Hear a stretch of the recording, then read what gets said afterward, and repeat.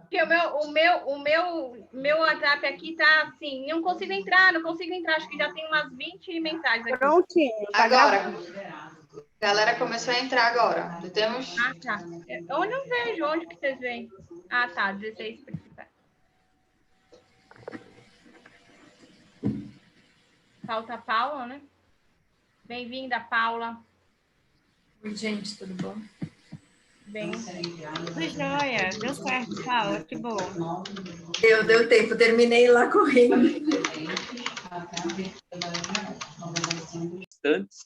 Quando muitas vezes o presencial limita bastante essa situação. Então, inicialmente, gostaria de agradecer a doutora Roberta Acras. Nós temos assim uma absoluta confiança no trabalho da doutora Roberta. Ela é uma pessoa queridíssima, que eu já conheço há alguns anos, uma grande amiga, e sabemos da competência e principalmente do comprometimento que ela tem com as coisas que ela faz. Então, Roberta, sem muita cerimônia, né, de doutora Roberta, mas doutora Roberta, eu lhe agradeço muito o carinho e a atenção que você tem com a nossa subseção.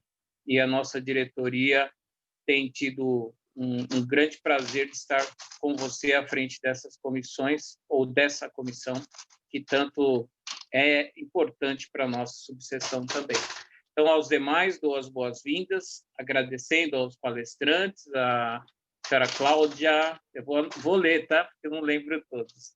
A senhora Cláudia, o doutor Fabrício, o Alexandre e a Paula. E queria aproveitar, agradecer a nossa presidente de Cultura e Eventos, que é a minha vice-presidente, a doutora Daniela, e aos demais participantes e demais da diretoria que estão presentes. Não vou me alongar muito para não ficar perdendo muito tempo com isso. Eu vou passar a palavra para a doutora Roberta Volpato, que fará as apresentações devidas. Muito obrigado a todos que estão participando aqui.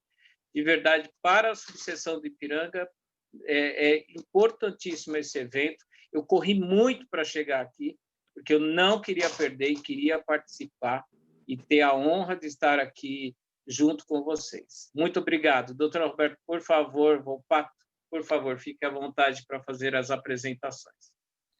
Obrigada, boa noite a todos, boa noite, doutor Paulo. Estamos eu e a doutora Roberta Acras dando trabalho, são duas Robertas, e a confusão aqui, a confusão positiva, fatalmente vai acontecer. Tivemos a oportunidade de participar de outro evento juntas semana passada, seguimos. Agradecer a presença de todos aqui, agradecer a disponibilidade dos palestrantes, né, que aceitaram o nosso convite, agradecer a sua pessoa, a doutora Daniela, agradecer também a doutora Rogéria, aqui, que muito gentilmente, em nome da Seccional de São Paulo, cedeu o link, ajudou na promoção desse evento para que ele acontecesse, e agradeço também ao presidente da Comissão de Estudos de Compliance do Conselho Federal, doutor Yuri Sayoni, que me deu, então, os poderes para representá-lo nesse momento de abertura e falar um pouco em nome da comissão e também da OAB, se me permitirem, sobre os trabalhos muito ricos que vêm sendo desenvolvidos por essas comissões. Elas estão segregadas nos estados e também em subseções ligadas às seccionais e têm se empenhado fortemente em gerar engajamento, né, não só dos advogados, mas de outros setores profissionais no debate sobre as melhores práticas, no debate sobre ética, integridade, compliance, e agora, né, já que o tema esse evento, ele homenageia o dia 9 de dezembro, o Dia Mundial do Combate à Corrupção. Particularmente entendo, e acredito que esse é um posicionamento em que o doutor Yuri coaduna comigo, que é muito importante que a OAB tenha essa iniciativa, porque embora seja íncito ao seu papel social, né, esse protagonismo de chamar a sociedade a discutir essa temática que é tão cara para a sustentabilidade do país, mas, acima de tudo, construir pontes com os outros setores. Eu acho que essa é a grande oportunidade, né? Uma vez que trabalhar a temática de integridade é falar num espectro multidisciplinar, Então, é sem dúvida fazer o que nós estamos fazendo aqui hoje, né? Os painelistas, eles não são só advogados, e é justamente para que a gente possa não só ter uma oportunidade multicolateral de contato, porque a gente vai fazer um giro 360 sobre o tema, mas de fato a advocacia construindo pontes e mostrando que está aberta ao diálogo e à construção de soluções práticas junto a profissionais com outras aptidões. Bom, dito isso, eu gostaria de fazer uma breve apresentação dos painelistas que nós convidamos, justamente com essa proposta do debate multicolateral. Para compor aqui a nossa mesa virtual, vamos começar pelas mulheres. Está conosco a senhora Cláudia Taia, que é secretária de Transparência e Prevenção da Corrupção da CGU. Depois nós temos, representando a ANPD, o doutor Fabrício da Mota Alves, que vai trazer suas contribuições a respeito do link, né, da segurança da informação e da proteção de dados, as temáticas ligadas à integridade e ao próprio combate à corrupção. Depois nós temos o senhor Alexandre Senas, que é diretor na área de riscos e compliance da Deloitte, que vem trazer um pouco da sua experiência na esfera privada, nas melhores práticas de compliance, gerenciamento de riscos, modelagem de controles internos, e, por fim, a Paula Oda, que é coordenadora de projetos em práticas empresariais e políticas públicas do Instituto Ethos, para falar um pouco sobre os desafios e oportunidades vislumbrados pelo terceiro setor no combate à corrupção. Feita essa breve apresentação, eu também aproveito o ensejo para, em nome de todos aqui presentes e acima de tudo, do Dr. Yuri Sayoni, agradecer o apoio e a participação dos presidentes das comissões de compliance das seccionais e das subseções. E aqui eu cito os nomes de algumas pessoas que foram fundamentais a que nós estivéssemos aqui hoje. Né? Começo agradecendo, como já o fiz anteriormente, a doutora Rogéria, a doutora Roberta Acras, representando a OAB Ipiranga, que muito gentilmente nos cedeu sua casa também, a doutora Daniela, representante da subseção de Campinas, a OAB do Pará, representada pela doutora Amanda, Rio Grande do Norte, comissão representada pela doutora Liliana, Mato Grosso do Sul, doutor Marco Aurélio Borges, Paraná, doutor Ubirajara, Pernambuco, doutora Clarissa, Rio Grande do Sul, doutor Giovanni Savreda, Ceará, doutor João Batista, Bahia, doutor Adriano Fonseca, Mato Grosso, doutora Luciana Serafim, Distrito Federal, doutor Inácio Alencastro. Temos também um agradecimento aqui ao vice-presidente da comissão do Conselho Federal, doutor Rafael Lara Martins, que também é do Estado de Goiás, e representando a comissão do Estado de Goiás, propriamente dita, a doutora Maria Luísa Cavalcante. Agradeço a todos mais uma vez, e agora passo a palavra à doutora Rogéria, para que possa fazer suas considerações e seus agradecimentos, e desejo a todos os presentes um ótimo evento. Bom, muito obrigada, Roberta, é um prazer enorme, uma grande honra estar aqui nesta noite com vocês. Você acaba de citar mais de 10 estados desta federação, então eu não podia mesmo ficar de fora disso, porque eu adoro um agito, e principalmente quando é para falar do tema da minha vida, que é compliance, é a minha grande paixão profissional, eu me encontrei efetivamente nessa área, então estou muito feliz, mas muito feliz mesmo da gente conseguir reunir tantas comissões de estudos de compliance nessa noite, para discutir justamente esse tema, essa abordagem holística que nós vamos ter aqui, com várias facetas. Então, muito. Eu queria, então, agradecer essa oportunidade, agradecer a você, agradecer ao doutor Yuri, por poder estarmos aqui essa noite discutindo essa visão do combate à corrupção, da visão 360, mas eu queria fazer um agradecimento muito especial para a doutora Roberta Acras, porque eu falo, sem ela nada acontece, porque eu me acho uma pessoa animada, uma pessoa que trabalha bastante, mas perto dela eu sou lazy, total, porque ela é incansável, está sempre querendo fazer alguma coisa e agitando para a gente efetivamente executar as ideias que nós temos. Então, Roberta, na sua pessoa, eu agradeço a todos que colaboraram para que a gente pudesse ter essa discussão nessa noite aqui. Nós estamos comemorando, como foi falado antecipadamente, o Dia Internacional de Combate à Corrupção, que vai ser dia 9, agora de dezembro. Queria aproveitar e deixar a todos um convite para o nosso congresso, vai ser o 2º congresso da Comissão de Compliance da Seccional São Paulo. Vai começar no dia 9 à noite e o dia 10 o dia todo. Nós já estamos com quase 4.000 inscritos para esse congresso, então, quem puder e quem quiser participar, fica aqui o convite, será uma grande honra, um prazer ter vocês todos conosco. Feito isso agora, passo a palavra para a doutora Roberta Acras, que eu reputo a grande realizadora e responsável por esse evento dessa noite tão maravilhoso. Roberta, com você.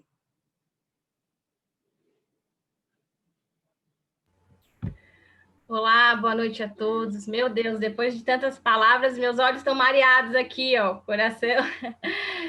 Sinto muita gratidão. Eu falo que na OAB a gente consegue construir muitas coisas juntos. Então, eu não sinto nem só elogiada com essas palavras maravilhosas da OAB Ipiranga, da Rogéria, de todos vocês, mas me sinto encorajada, inspirada a fazer mais, né? A gente trabalhar mais junto, a fazer acontecer, porque, assim como a Rogéria, também o compliance está no meu DNA, é um propósito de vida, eu acordo pensando no compliance, e aí a gente que é picado por esse bichinho do compliance, a gente fica assim mesmo, elétrica e quer fazer acontecer. Então, eu queria realmente agradecer essa confiança de todos vocês, que eu acho que o mais importante, o primeiro passo em tudo na vida é a confiança, né? A parceria que a gente estabeleceu e cada vez mais está estreitando, né? A OAB Ipiranga, em especial as comissões de compliance da OAB Ipiranga com a seccional, com Pinheiros, Campinas, com todos os nossos parceiros, Pará, Conselho Federal. Então, isso aí é histórico, né? Como disse a Roberta, é um encontro histórico e talvez, realmente, se a gente não tivesse essa pandemia, não tivéssemos tantas pessoas de outros estados, né? Talvez a reunião fosse mais restrita a um estado específico, então essa oportunidade é muito importante. Feitos os agradecimentos, acho que eu vou começar com as perguntas para os 4 palestrantes. Eu queria perguntar para vocês, para a gente trazer já no começo desse nosso bate-papo, que eu falo que é um bate-papo, né? Não é uma discussão. Para a gente trazer nesse começo de bate-papo uma visão 360 mesmo do combate à corrupção. Eu queria entender quais os desafios que vocês tiveram em cada setor, né? No setor público, com a Cláudia Taia, no setor privado, com o Alexandre, no terceiro setor, com a Paula, com uma das agências que mais recente agência, né, e mais falada em relação à privacidade, que é a NPD, o Fabrício, nesse setor. Eu queria entender os principais desafios ou lições aprendidas que vocês tiveram em 2020, nesse ano atípico, em relação ao combate à corrupção. E queria saber também, eu como compliance, eu acredito muito que, todos nós falamos, né, que o primeiro pilar do compliance é o tom from the top, né, que é o tom que vem de cima. De um tempo para cá, a gente está batendo mais forte na tecla, que é o ACT, ou Conduct from the top, que é o exemplo, né, atitude. Não basta mais as palavras, tem que ter atitude que vem de cima. E eu tenho falado muito esses dias que, além do exemplo da liderança, o movimento de cultura é importante. Então, eu queria escutar de vocês também, em relação ao movimento de cultura. Vocês acham, na percepção de vocês, que a gente teve alguma mudança em 2020 em relação à cultura nossa, do combate à corrupção especificamente? Essas são as minhas perguntas. Acho que a gente pode começar por Ladies First, né? Com a doutora Cláudia Taia, depois o Alexandre, a Paula e o Fabrício. Se vocês... Então, com a palavra, muito obrigada. Boa noite a todos. Eu queria... Estou muito honrada pelo convite. Queria agradecer a doutora Roberta Acras, o doutor Paulo, a doutora Roberta Volpato, as Ros, né? E a doutora Rogéria também, que está aqui presente, enfim, e a todos que estão nos assistindo. Bacana saber que tem gente de muitos estados aí, né? É uma oportunidade, né, Roberta, a gente poder estar falando, às vezes, né, para todo o país e, quiçá, para todo mundo, né? Hoje ficou mais fácil, né, com a tecnologia. Eu queria também aproveitar e cumprimentar os meus colegas, né, de debate virtual, né, o doutor Fabrício, do Senado, do Conselho Nacional de Proteção de Dados Pessoais e Privacidade. Nós tivemos, acho que recentemente, um debate também, né, sobre dados. O senhor Alexandre, né, da Deloitte, muito bacana, e a Paula Oda, do Instituto Etos, uma grande parceira da CGU, né, de várias iniciativas, e também do Conselho de Transparência. Queria até aproveitar, né, falando da comemoração do dia 9, teremos também na CGU, nos dias 9, 10 e 11, o Fórum Combate, o Controle no Combate à Corrupção, tá? Se vocês quiserem participar, vai ser transmitido pelo YouTube, vai ter lives, a programação está bastante interessante mesmo, e as inscrições estão abertas. Mas, voltando aqui à sua pergunta, doutora Roberta, e trazendo o olhar, né, do setor público, né, o olhar principalmente da CGU, nós estamos com muitas ações realizadas e em curso também, né? A pandemia ainda se estende, não sabemos se a segunda onda está vindo ou não está vindo, né? Enfim. Mas eu acho que nós percebemos que, em meio a essa crise social, essa crise econômica, essa crise sanitária, né, o combate à prevenção à corrupção teve e tem muitos desafios, mas a gente enxerga também que tem oportunidades, né? E cada vez mais reforçando essa questão da parceria público-privada. Isso cada vez mais se torna importante, né? De ser uma ação conjunta, de ser organizada, né? E ter por base exatamente a integridade e a confiança, né? O que nós estamos fazendo na CGU, né, as ações, até para vocês entenderem e para a gente tentar concluir, tirar algumas conclusões. Acho que o primeiro desafio do setor público foi realmente a necessidade de implementar um regime de contratação emergencial, né, diante da situação de calamidade, para garantir os insumos e os serviços necessários para o enfrentamento da pandemia. A gente sabia, né, dos riscos que essa flexibilização poderia gerar, mas desde o início nós estamos aí atuando, né, na gestão de riscos, em formas de mitigar esse próprio risco e até na repressão das irregularidades, né? Vocês estão vendo aí as operações especiais com a Polícia Federal, com o Ministério Público e com a CGU acontecendo. Então, a gente está em todas essas frentes. Uma ação que foi muito importante, importante para a sociedade, foi dar transparência, a maior transparência possível nos gastos do governo federal no combate ao coronavírus, né? Principalmente as contratações e o famoso auxílio emergencial, né? Hoje, também a gente tem uma página de transparência, a CGU reuniu todas as ações, legislação, dados sobre a doença, boletins epidemiológicos, né, da saúde, as campanhas que estão sendo feitas, programas de apoio para o setor produtivo, para a manutenção do emprego, né, e tudo que os diversos ministérios estão fazendo, a gente reuniu numa página só para tentar facilitar para o cidadão nessa procura, né? E aí, com relação ao auxílio emergencial especificamente, a gente teve que fazer um trabalho preventivo e que consiste no cruzamento, né, das diversas bases do governo, como, por exemplo, bases de foragidos e presidiários, Renavans, para ver a turma que tem carro e está recebendo um auxílio, né? Não que ter carro é um problema, tem o pessoal, por exemplo, que os motoristas de Uber, né, que têm carro, mas passaram por necessidades, mas carros em valores maiores, embarcações de luxo, os próprios servidores públicos federais, estaduais e municipais, ou seja, que permitiu identificar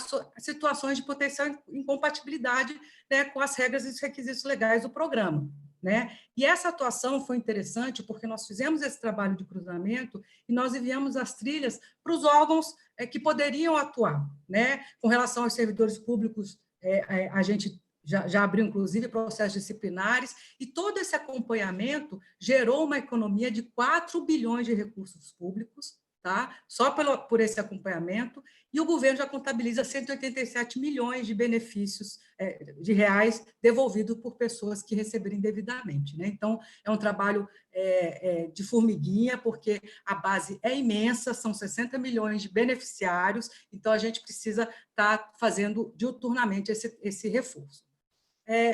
Também, vou falar posteriormente, mas a gente também lançou um painel de compras e contratos do Covid-19. Isso foi bastante interessante, a gente uniu informações não só do governo federal, mas de estados e de municípios, né? Alguns municípios com a população acima de 500 mil habitantes. Para quê? Para que isso seja um referencial para as novas aquisições. Então, isso se tornou muito importante, né? Hoje, o gestor público ele precisa de um referencial de preço, até porque, com a questão da pandemia, a gente, né, vários produtos tiveram problemas de oferta, né, os preços, às vezes, exorbitaram, mas, na verdade, a gente, com esse referencial, ajuda muito o gestor a fazer uma compra mais ideal. Outra iniciativa que foi bastante interessante, já entrando na questão da integridade, nós lançamos 2 guias de boas práticas da integridade nas relações público-privada. O próprio setor privado nos pediu, né, nós temos uma relação muito boa com o setor privado, nos pediu esse guia. Olha, a gente está nesse momento da pandemia, tem um novo regramento, poxa, ajuda a gente. Então, foi muito interessante, porque no primeiro guia a gente foi muito mais assim, oriente os seus empregados, fale para eles dos valores da empresa, das novas regras, que a gente tem que manter a integridade, registra tudo e formaliza em documentos, em atas, em relatórios, né, para que essas empresas que estão oferecendo produtos fiquem resguardados, né, nessas suas contratações. Divulgue, ou seja, dê transparência a essas contratações, essas operações realizadas. Faça o monitoramento, ou seja, da execução dos contratos celebrados, dos próprios bens doados, né? Quantas doações aconteceram, isso foi muito bacana, mas se isso chegou à destinação devida, né? Isso é uma condição importante. Se as condições estabelecidas, né, para obtenção de empréstimos estão sendo cumpridas, ou seja, monitore e denuncie. Havendo irregularidade, né, percebendo alguma coisa estranha, faça denúncia. Então, esse primeiro guia foi muito para orientar o momento inicial da pandemia. O segundo, a gente fez exclusivamente para a integridade nas contratações emergenciais. Como que a empresa deve se portar, verificar o edital, verificar se tem o produto, né, e não só se tem, se ele atende ao próprio edital, né, ter consciência na hora de precificar, se o preço é justo, né, e tudo isso a gente fez em função do que estava acontecendo, de informações que a gente já estava percebendo do mercado, para tentar fazer, né, contratações emergenciais íntegras. Então, se é ofertado, né, fazer a gestão de risco, né, e, mais uma vez, dar transparência. Então, está disponível no site da CGU, né, se vocês quiserem acessar, acho que é bastante importante essas orientações.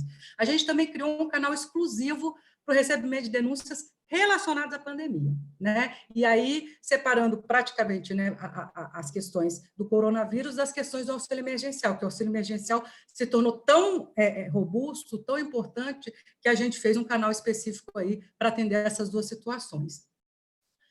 A gente também sabe que, apesar de todas essas ações de prevenção, várias irregularidades começaram a acontecer, né? As operações aconteceram mais cedo do que a gente imaginava, mas era necessário. Enfim, hoje a CGU já participou de 40 operações especiais, né? Junto com a Polícia Federal, o Ministério Público, outros órgãos parceiros. Só o montante analisado de contratação e licitação é mais de 702 milhões de reais, tá? O prejuízo efetivo que foi constatado nas apurações é cerca de 13 milhões de reais, e o prejuízo potencial, né, que deve decorrer das próprias investigações, dos desdobramentos, é mais de 88 milhões de reais. Então, a gente precisa ficar atento, a gente precisa também atuar nesse lado repressivo. Mas a gente percebe, como eu disse, que o empresariado brasileiro se prontificou a ajudar a fazer doações, ou seja, essa interação foi extremamente importante nesse momento, e a gente conseguiu lançar agora, vocês devem estar sabendo, em outubro, a edição do Proética de 10 anos. Né? Nós conversamos muito com a equipe e a gente falou, não, poxa, o Proética está comemorando seus 10 anos, e lançamos em outubro, e já temos 100 empresas, cerca de 100 empresas, que já solicitaram o acesso ao sistema, que já estão começando a responder o questionário. Eu realmente estou até bastante curiosa, mas o número já demonstra, né, que talvez teremos uma edição bem-sucedida, né, que pode representar que o setor privado continua investindo em integridade, né? Temos também no setor público, né, a questão dos programas de integridade, né? Desde 2017, veio o Decreto 9.203, que trouxe a questão da governança pública e trouxe também essa questão dos programas de integridade obrigatórios. E aí, uma notícia para os senhores, atingimos agora, depois de 3 anos, 100% dos 186 órgãos com unidade de gestão de integridade, ou seja, uma área específica em cada órgão e com planos de integridade aprovado. É efetivo? Não sabemos ainda, mas esse foi o primeiro grande passo. Então, acho que tudo isso demonstra que, apesar das dificuldades verificadas, né, ao longo de 2020, a gente pode celebrar importantes avanços aí no combate à corrupção e na promoção da integridade. Obrigada. Perfeito, eu também quero agradecer aí pelo convite, a Comissão de Compliance, doutora Roberta Acras, doutora Roberta Volpato, todos os demais aqui que estão aqui. É uma satisfação, uma honra estar aqui participando. Eu gosto muito, né, já tenho trabalho geralmente ligado à governança há mais de 15 anos, então, antes mesmo da lei anticorrupção, quando as empresas privadas, aquelas que têm negócios nos Estados Unidos, se preocupavam com a lei FCPA, a lei anticorrupção americana, então, lá de trás eu já trabalhava com estruturação de programas de compliance, então, para mim, é uma satisfação ver cada vez mais esses comitês de compliance acontecendo. As empresas também estão adotando muito aquele Compliance Day, então, separar um dia exatamente para unir todas as empresas para falar sobre compliance, para falar sobre a importância, e isso vem aumentando muito, né? E isso também, assim, a gente, quanto mais falarmos sobre compliance, mais a gente vai ter o engajamento das pessoas, porque isso tem que ser sempre falado, sabe? Sempre tem que mostrar o correto, aquela frase batida, né? Não é porque todo mundo está fazendo errado que eu tenha que fazer errado também, e também não é porque todo mundo está fazendo certo que eu devo acompanhar isso também. Então, isso daqui sempre sou muito satisfeito aqui pelo convite. E o ano de 2020, na visão das empresas privadas, assim, ele divide, né, antes da pandemia, eu diria assim, que os esforços para programas de compliance, implementação de melhorias, contratação de profissionais, assim, vinha muito bem. Até março, a gente cada vez mais se via isso no Brasil, sabe, a cultura de aprimoramento do próprio compliance, dos programas de integridade, a gente via muita evolução e já de anos, né? Então, cada vez mais as empresas, e isso era aquele círculo vicioso, virtuoso, digamos, onde aquela empresa grande, ela vai contratar um fornecedor, ela vai exigir daquele fornecedor que ele também tem um programa de compliance, minimamente um código de ética bem estruturado, treinamento, uma política anticorrupção. E isso começa a desmembrar em todas as empresas, porque para ela ser contratada, ela tem que estar adequada ao compliance. Então, isso também, e ela vai exigir dos seus clientes, isso se começa esse círculo virtuoso. Porém, assim, a partir de março, realmente as empresas públicas aí, as privadas, digamos, a crise impôs um ritmo realmente tenso aí na tomada de decisão relativa à redução de custos, gestão de pessoas, interação com agentes públicos e demais temas. Então, a realidade que vinha muito bem, ela se complicou. Alguns processos precisaram ser flexibilizados, tornou um pouco mais vulnerável, aumentando o risco da própria empresa dentro do contexto. E porque, assim, eu vou falar basicamente de 4 itens: o orçamento, a redução de custos, treinamento e pressão por resultados. A empresa sempre, diante de uma crise, ela vai tentar sobreviver, passar por aquela crise. E, às vezes, a área de governança, naquelas empresas que ainda o compliance, o programa de integridade, não está tão maduro, geralmente, assim, as primeiras áreas a serem afetadas é de governança. E isso vai diretamente no orçamento. Então, corte de orçamento para os trabalhos, corte também de pessoas, de profissionais dessas áreas, e aí impactando também controle interno, auditoria interna, não só compliance, e a empresa se vê em uma realidade como essa. E aí eu remeto até para quem, nós aqui conhecemos um pouco o triângulo, né? Creio que o triângulo da fraude, que ele fala basicamente assim, sobre oportunidade, pressão e racionalização. Então, alguns profissionais se viram pressionados, porque precisava, né? A empresa está com dificuldade, via muita gente, a gente viu aí, hoje em dia melhoramos, acho que em relação a novembro, né? Novembro teve grandes criações de emprego, mas ainda estamos com cerca de 14 milhões de desempregados. Então, a pressão por resultado foi enorme.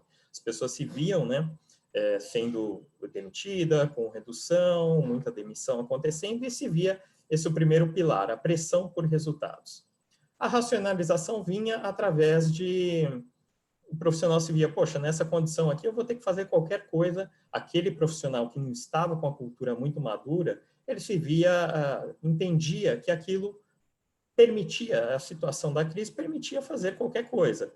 E a oportunidade se via através do quê? Redução nesse orçamento. Então, aquela área lá de negócio que via que sempre controle interno estava periodicamente pedindo uma documentação para checar um controle, a auditoria interna fazendo trabalhos pontuais, periódicos, a parte de compliance fazendo um monitoramento sobre as tratativas com negociação, envolvendo intermediário, e viu que isso reduziu.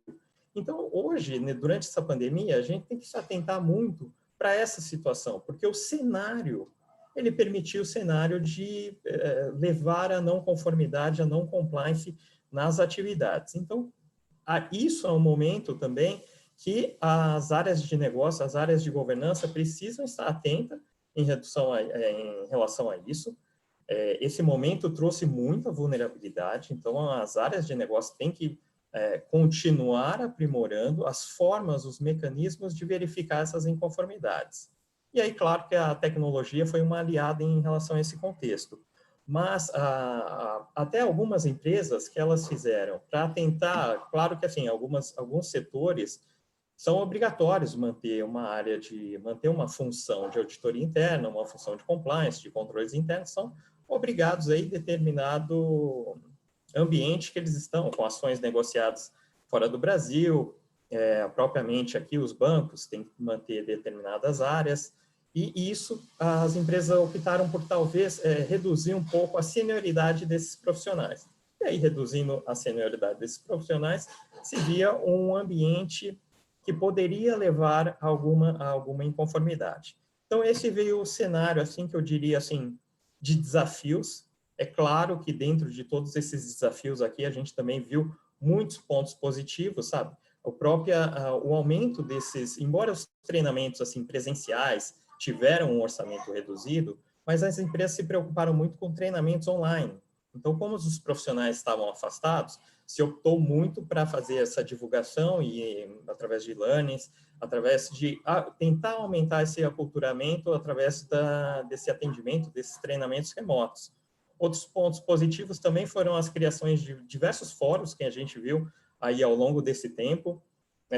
A nossa própria empresa também criou diversas rotinas de webinar para apoiar, porque algumas empresas realmente cortaram a parte de treinamento, então, como forma, a gente viu que diversas empresas aqui se ajudando a criar webinars sobre temas de compliance, como tratar esse tema, né, dentro da atual situação, mais pessoas falando sobre compliance também, aquilo que eu comentei, empresas criando a semana de compliance, as comissões, também tivemos premiações para os profissionais de compliance, tudo isso ajudando a fortalecer ainda mais a área, a função dentro das empresas.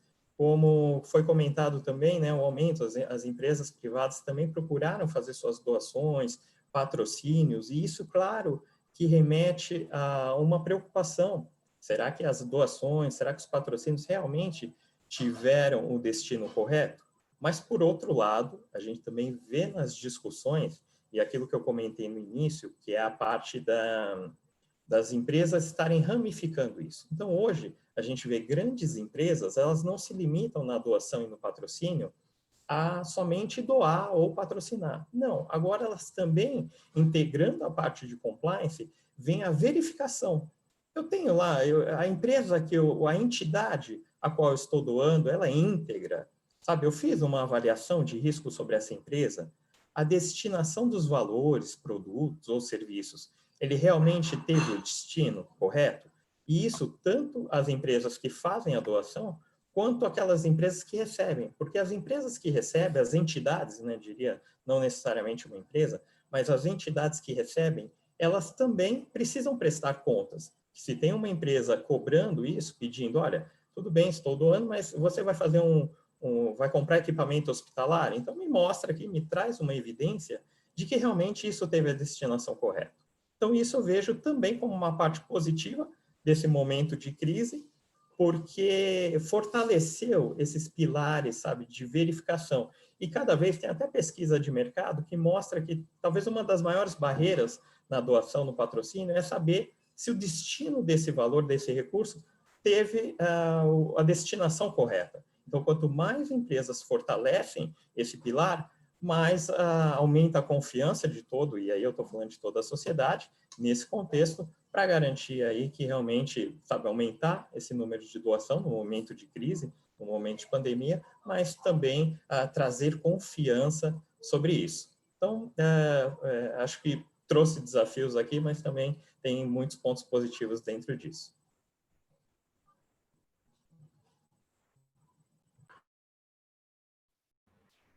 Aula, você pode... por favor. Tá bom, eu não sabia se você ia fazer algum comentário. Bom, boa noite a todas e todos. Queria agradecer muito o convite. Acho que também os demais panelistas, né? A Cláudia, de fato, é uma grande parceira de muitas atividades. E certamente eu fico muito feliz com essa provocação da OAB, dessa discussão. A gente sabe que boa parte dos profissionais que vão para as áreas de compliance, eles têm origem, né, do jurídico, né, então acaba tendo esse início, e eu acho que a minha principal provocação aqui, porque eu gosto de falar bastante com esse público, é que a gente tem que, de fato, sair do compliance conformidade e transitar para um compliance integridade, e aí ele é muito mais amplo, muito mais robusto, e traz outras nuances que nem sempre a gente está muito atento. Então, eu acho que é interessante a gente fazer essa discussão aqui nesse público. Essa é uma provocação que eu sempre faço com com as empresas no grupo o qual eu coordeno, ou nos espaços em que eu atuo, assim, que eu acho que, para mim, esse é um dos primeiros pontos para, de fato, a gente trabalhar essa perspectiva da integridade de uma forma mais robusta, né, e uma mudança de cultura, de fato, né? Então, é um prazer enorme estar aqui. E também uma outra coisa que eu acho que é fundamental é essa questão de diversidade, né? De estados, de municípios aqui, né? Ou de estados representados, regiões. Essa discussão da integridade, ela fica sempre muito concentrada em alguns eixos, e é super importante. A gente também tem feito algumas atividades, vinha fazendo, né, não nesse ano, mas atividades em outros estados, então a gente na região norte, ali em Belém, fazendo conferência, porque é muito importante a gente conseguir trabalhar com nesses outros espaços, né, então, Nordeste, são agendas que lá estão sendo trabalhadas, mas acho que essa troca, essa interação é sempre muito interessante entre a gente, né. Então, essas serão as minhas considerações iniciais, e aí acho que, antes de mais nada, é também legal falar um pouquinho do Ethos, que eu não sei se todo mundo conhece, mas o Ethos é uma organização, né, da sociedade civil, mas ela foi fundada por empresários ali preocupados com a questão da responsabilidade social. E na nossa área de atuação, na nossa forma de atuação, a gente dialoga muito com empresas, com o poder público e com outras organizações da sociedade civil. Então, quando a Roberta fala que trazer muito essa visão da organização da sociedade civil, do terceiro setor, sim, eu trago também, mas a gente também traz essa bagagem, acho que dessas interações muito com o setor privado, muito nas parcerias com o poder público. Algumas coisas que eu vou colocar aqui, eu acho que queria mais fazer provocações do que no sentido do que a gente pode pensar, né, sobre essas temáticas, quais foram os principais desafios desse ano. Não são novidade, a Cláudia, por exemplo, sabe que eu falei bastante com ele ela falou, né, de fato, o avanço na agenda de transparência, mas no início da pandemia, a gente teve, por exemplo, uma dificuldade muito grande na obtenção das informações, na obtenção dos dados, e nos países que foram mais bem-sucedidos no combate ao coronavírus, a transparência foi um dos fatores fundamentais, né? Então, o elemento de você poder utilizar a base de dados não só, né, para o exercício de controle, essa é uma questão fundamental, mas também para a elaboração de entender como é que o comportamento, elaborar a política pública mais apropriada. Então, a transparência ela é fundamental nesse aspecto. No início, a gente teve uma grande dificuldade, claro, tinha dificuldades tecnológicas, dificuldades, né, até da própria demanda, porque a gente estava tendo uma movimentação, uma transição para um teletrabalho, né, então acho que essas foram dificuldades, mas de fato a gente tem esse cenário. Um outro cenário que eu acho que é importante considerar foram a fragilidade, né, que ela começa a se estabelecer pela flexibilização das normas. Então, tanto a flexibilização das normas, por exemplo, na contratação pública, mas o que a gente também tem e pôde acompanhar é que as empresas tiveram uma dificuldade no início em manter o cumprimento das suas políticas. Porque, primeiro, nem todas as empresas tinham uma gestão de crises, né, e que previa alguma coisa nesse âmbito. Então, acho que essa foi uma mudança ali que várias tiveram que se adaptar num curto espaço de tempo para poder responder às demandas que estavam aparecendo para elas. Por outro lado, também essa questão do teletrabalho, ela implica numa mudança, né, para as empresas, até do próprio funcionamento do seu programa de compliance. Algumas, por exemplo, acompanham uma queda na questão da denúncia, porque uma coisa é quando você está trabalhando lado a lado com alguém, e aí você ouve, percebe, esses são elementos que estão, né, que fazem parte, né, da discussão, assim, ou o controle que é exercido quando você está num ambiente, as pessoas estão ali olhando o que você está fazendo, e o que pode ser feito quando você está num ambiente externo à própria empresa. Ao próprio controle com relação às ferramentas que são utilizadas, né? Então, os aplicativos, os telefones, os e-mails, etc. Acho que esses foram alguns desafios que nos programas de compliance a gente também, os programas de integridade das empresas, elas tiveram que lidar durante esse tempo. E eu acho que essa é uma reflexão em que, inclusive, fica, né?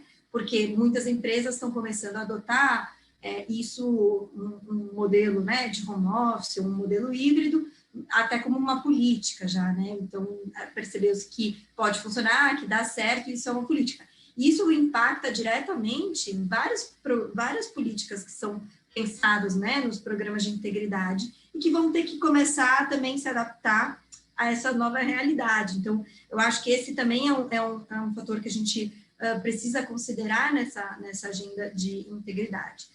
E aí, quando a Cláudia traz muitos avanços, por exemplo, em termos de controles, em termos, né, de transparência, ela traz uma perspectiva muito forte do ente federativo, né? Então, a união é uma coisa. Quando a gente acompanha, e eu acompanho bastante governos municipais, né, e governos estaduais, a dificuldade ela é maior ainda. Então, na obtenção de informações, na questão da flexibilização das normas, as exigências, por exemplo, que são colocadas na contratação no âmbito estadual, municipal, né? Isso já vinha, mas isso certamente tem um impacto agora também com relação a programas de integridade, né, para contratar com o poder público. Então, são vários fatores que, quando a gente sai do aspecto união e vai para o aspecto estadual ou municipal, os desafios são enormes, assim, acho que claro que a gente conseguiu avançar, a gente também viu várias operações sendo colocadas nesses estados e municípios, mas ainda assim acho que tem um trabalho que precisa, a gente ainda tem um desafio, né, de conseguir equilibrar essas flexibilizações com todas as agendas de controle, né? Então, eu acho que esse é um ponto importante para a gente analisar. E quando a gente também fala nessa questão da transparência do poder público e do poder, né, seja para, por exemplo, para fins de pesquisa ou seja para fins de controle, uma das coisas que eu sempre provoco, e aí a equipe da Cláudia sabe que a gente vem discutindo sobre isso, assim, por exemplo, a lei de acesso à informação, ela tem um baixo uso pelo setor empresarial, sendo que ela poderia ser muito mais bem utilizada, né, as informações prestadas, aquele tipo de informação que é gerada pelo poder público, poderia ser muito mais bem utilizado pelo setor privado para entender as relações, até mesmo para controlar, né? Então, existem uma série de coisas que eu acho que ainda ficam com desafios, não são só desafios da pandemia, né? Mas são desafios permanentes que a gente tem nessas agendas, que colocam ali questões que a gente precisa pensar quais são como é que a gente trabalha o amadurecimento desses programas de integridade. Então, eu acho que esse é um ponto. E aí um outro que eu acho que é fundamental a gente falar e que talvez tenha sido um dos muito afetados durante o período da pandemia, quando a gente fala sobre a transição para uma cultura de integridade, então o Alexandre trouxe vários pontos, né, que são importantes para a gente trazer para esse universo. Então, quando a gente fala a transição de uma cultura, a Roberta também falou, né, do tom do top, ou se a gente está falando mais do ato, né, o que você faz na prática, de fato, esses são elementos importantes para a gente transitar para uma cultura de integridade, mas eu acho que os mecanismos de estímulo, né, que a gente também tem dentro das próprias empresas, eles ainda não estão... A gente tinha uma crescente nessas discussões, então, por exemplo, olha, como é que você define só a discussão de bonificação, né, ou até promoção de colaboradores, olhando para uma discussão de metas que estão relacionadas a questões financeiras e não necessariamente relacionadas à forma como aquilo foi feito. Então, acho que esses são alguns elementos que a gente vinha trabalhando. Certamente eles foram impactados, porque como o Alexandre colocou, a gente tem pressão por resultado, traz um fator de racionalização ali maior, então você precisa obter aquela informação, a forma como você vai conduzir, não necessariamente você está... Né, a gente não está falando, olha, você não necessariamente está cometendo um crime, mas o desvio da conduta, daquela conduta esperada, isso acaba acontecendo, pode acontecer nesses momentos, né? Então, esse momento de maior tensão entre as relações as relações entre os entes privados, a relação com o poder público e com a própria sociedade, assim, todo essa rede, ela vai gerando uma pressão que na hora das tomadas de decisão e da condução dos negócios, é muito difícil, né, você conseguir equilibrar. Então, eu acho que esses foram alguns dos desafios que a gente acompanhou bastante durante esse período, que a gente precisaria trabalhar melhor agora nesse processo de retomada, né? Então, as fragilizações das relações de trabalho, e aí eu acho que isso é também uma provocação importante, né? Porque quando a gente fala de conformidade e do programa de compliance, a maioria das empresas ou a maioria das pessoas tende a olhar muito pela perspectiva da corrupção. E aí, por isso que eu faço a provocação de que a integridade ela está para além disso. Então, por exemplo, as relações trabalhistas que foram gravemente prejudicadas durante esse período de pandemia, então, as decisões que são feitas na empresa entre manter lucro, manter dividendos ou demitir pessoas, essas relações, elas estão, de alguma forma, relacionadas com aquele posicionamento de integridade, né? Então, não adianta nada você ter ali o CEO falando que, né, tem toda uma política de integridade, mas que, no final das contas, quando ele tem que priorizar, por exemplo, as formas de relação, os seus contratos, ele está ali prejudicando, por exemplo, os seus colaboradores. Então, esses são elementos que eu acho que foram muito importantes para a gente, nesse momento de pandemia também, provocar mais mudanças, né? Então, eu acho que fragilizaram, mas agora, a partir de agora, a gente tem mais elementos para criticar ou para tentar mudar, né? Então, acho que são grandes desafios.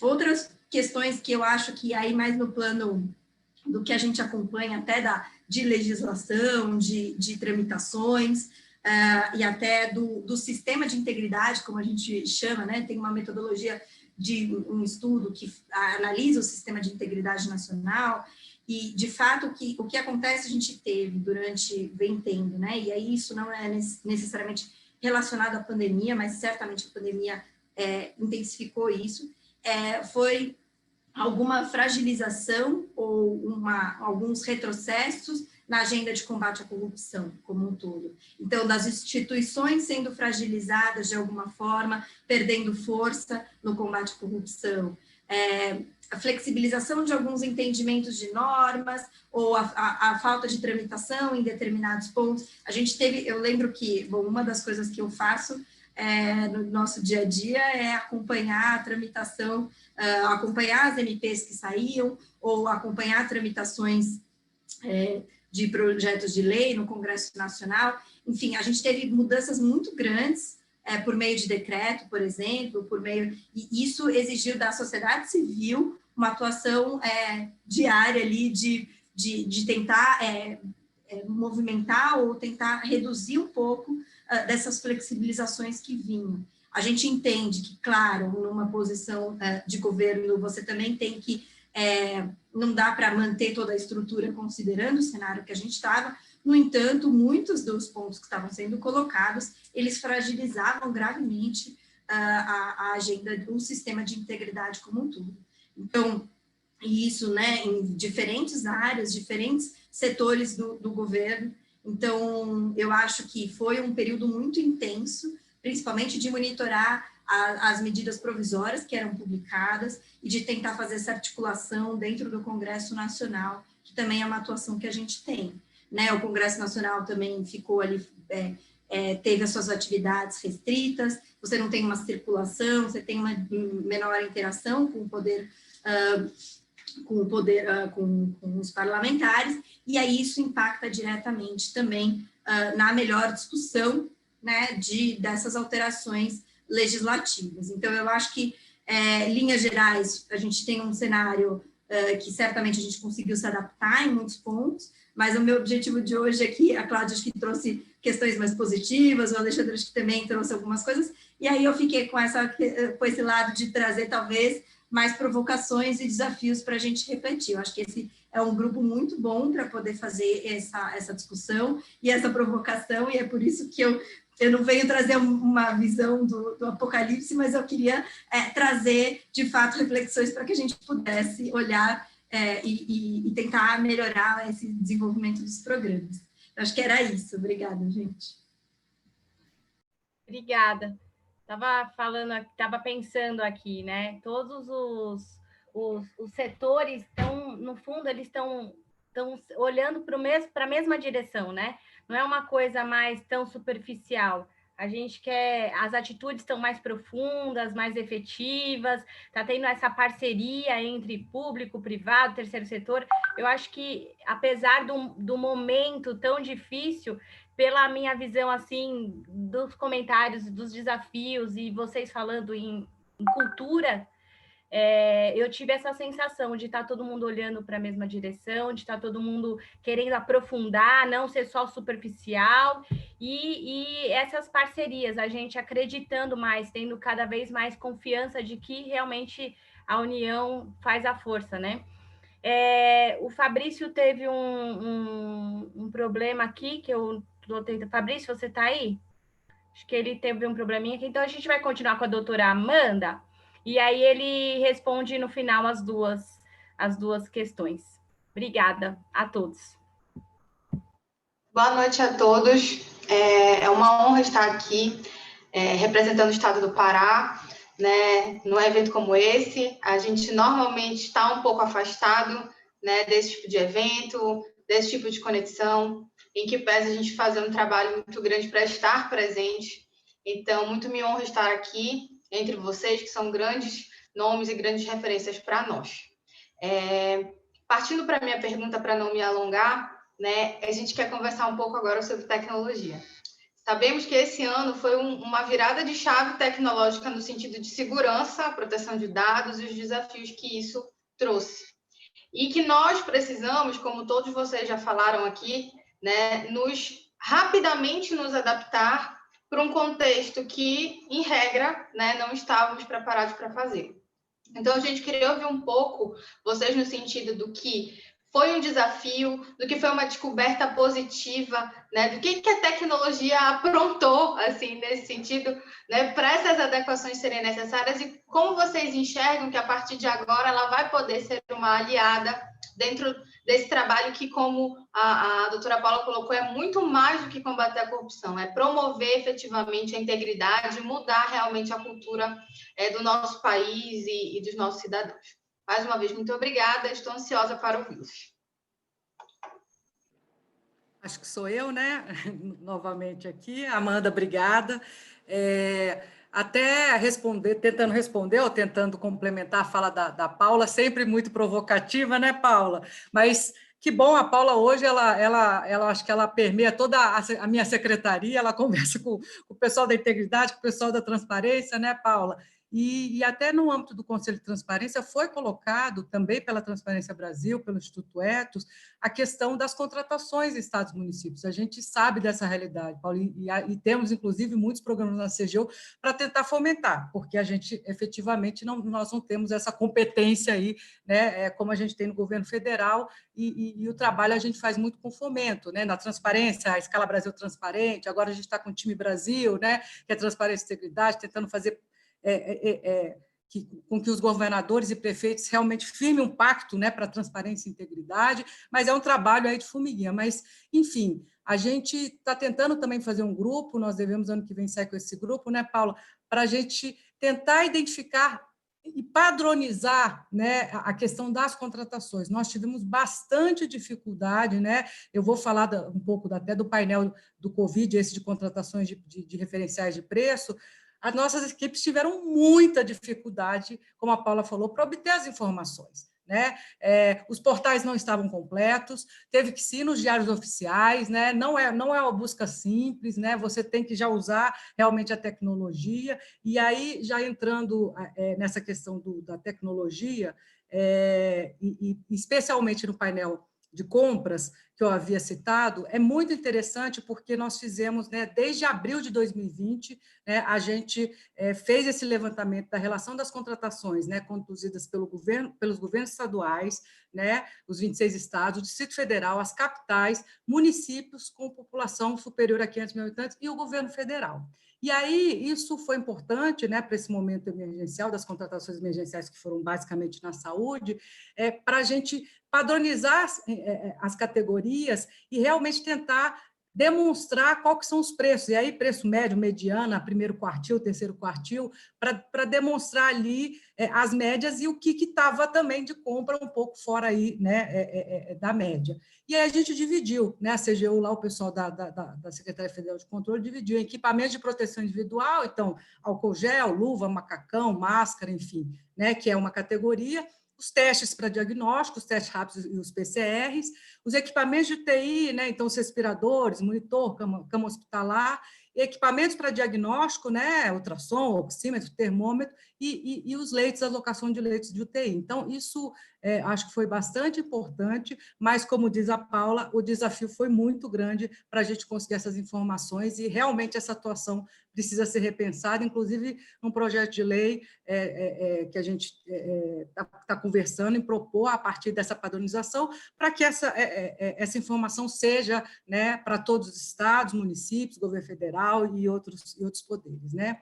O portal da transparência, também voltando aí na fala da Paula, né, houve alguma dificuldade no começo e a gente entrou atuando muito forte, né, para que a gente desse essa resposta o mais rápido possível. A gente sabe que transparência é um grande pilar em qualquer momento, imagina no momento aí de pandemia, até para evitar desinformação, a gente fala muito dessa questão de desinformação, mas só para os senhores terem uma ideia, o maior gasto do governo federal, né, e aí eu estou falando do governo federal realmente, na pandemia, foi o auxílio emergencial. Para vocês terem uma ideia, foram 68 milhões de beneficiários, né, com exceção do pagamento, vai chegar a 300 bilhões de reais, e isso equivale hoje a 10 vezes o Bolsa Família.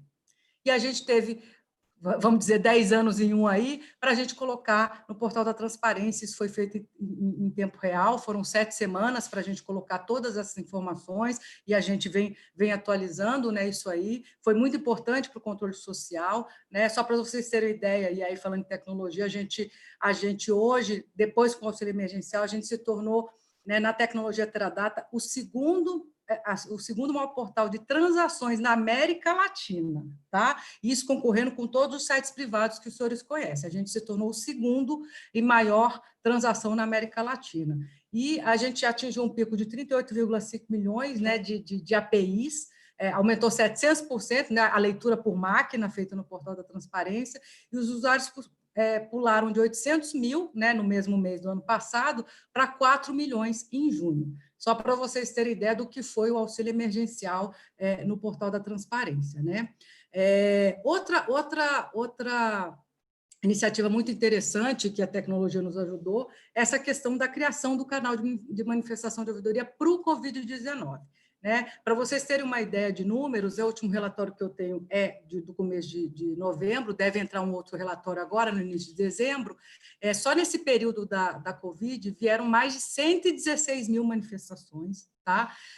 49 dessas manifestações, 49 mil foram reclamações, mais de 30 mil solicitações e cerca de 13.700 denúncias, entre outras manifestações, inclusive elogios. A gente fez uma campanha também de elogio para os profissionais da saúde pública, né, que eles merecem muito, mas entre os top 10, né, veio, né, mais uma vez, os pedidos e dúvidas relativos ao auxílio emergencial, principalmente no início, muita gente com dúvida, muita gente com pagamento cancelado, enfim, denúncias também, como eu disse, fizemos trilhas, mas veio muita denúncia que a gente utilizou, né? Verdadeiras quadrilhas aí utilizando o CPF das pessoas e muitas pessoas também que não tinham perfil, né? Tendo que devolver e sendo identificadas, né?